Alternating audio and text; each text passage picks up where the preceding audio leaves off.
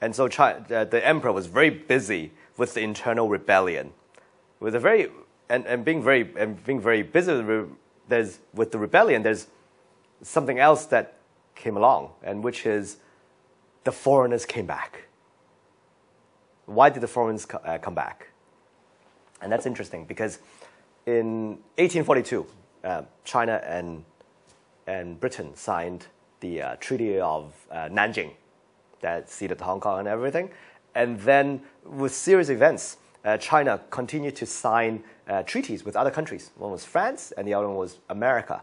In America, they signed the treaty in 1844, which stipulates that America can come back in 12 years to renegotiate the terms of the treaty. And what's interesting is the Nanjing Treaty, or the subsequent treaties with Britain, one treaty was, it's called the Most Favored Nation Treaty. And that's pretty sad. And which is Britain, when they asked for things from China, which was, I want Hong Kong, I want 14 million taels of silver, blah, blah, blah, blah. And by the way, I asked for these things. And if one day somebody else asks you for other things that I didn't ask, I get those things too. So if I didn't ask you for like a bottle of Petrus, if one day somebody else asks you for a bottle of Petrus, I get a bottle of Petrus as well. So in 1844, America had one term, which is we can come back and ask you in 12 years. That means Britain could ask you in 12 years. And 12 years after 1844 was 1856, which is the year of the Second Opium War. But the conflicts were going on after the first Opium War, when Canton and Shanghai and Fujian and all these and Xiamen were opened, and Ningbo were opened to Europeans. Europeans, one thing, and you can see all the late Qing, all the tension happened like this. The foreigners wanted to live in the city. The rest of the Chinese did not. One of the things that was interesting is because the European ladies were showing too much chest in their outfits. And so if we allow foreigners to come into the inner city to live, and if the Chinese ladies were to observe how much skin that the European ladies were showing, then it will cause the whole the social fabric and morality to go down. So it was a huge bottom-up resistance for Europeans to come into the city. But the treaties actually allowed, so the authorities allowed the Europeans, the British and the French and the Americans to live in the inner city. But the local resistance was really strong. And so it became a tension point between the European powers and China consistently for the 12 years after the First Opium War.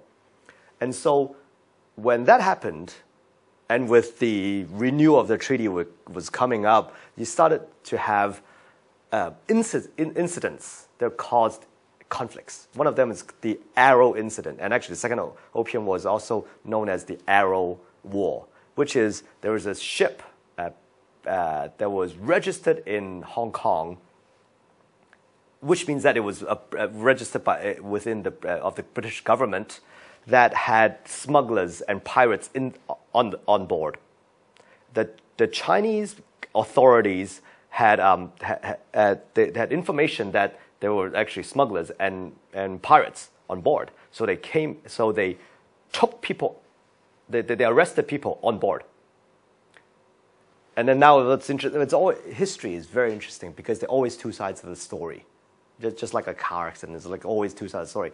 The British maintained that the British flag, the Union Jack, was actually flying.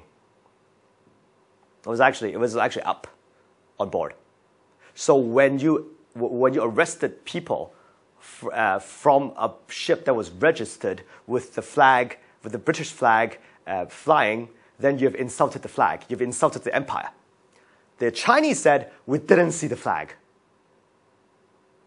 But it didn't matter because the British actually had more demands of China. So they came in and they asked for apologies and asked for, go back to the main thing, that the Europeans, that the British can stay in the inner city.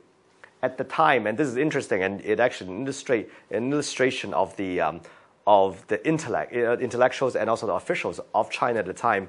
The governor of Guangdong and Guangxi at the time was a guy called Ye Mingchen. Ye Mingchen was one of the smartest men in terms of the like Confucian examination. He had absolutely no idea about the Westerners. So when he was put into that position to talk to the British, all he thought was, oh, you want to come in this inner city again, but all you want is trade. So as long as I stop trade, you're not going to do much. So there's this. So whenever he was negotiating with the British, all he did was just ignored them. He just kept on ignoring them, as if like that thing didn't happen. So the British were furious, and then there was the debate in Britain of what to do with the arrow incident. And then actually at first there was a vote against fighting the Chinese, and actually Parliament voted down the bill to fight China. But then Palmerston, who was the prime minister at the time, then have the same bill to be voted again, and then won, and then he dissolved Parliament, and then he had a bigger majority, and therefore Britain could invade China. And when they invaded, and because Governor Ye Mingchen was not cooperative, the British invaded Canton. And when they invaded Canton, Ye Mingchen did not have any resistance whatsoever, because obviously the armor, like the artillery, cannot be matched.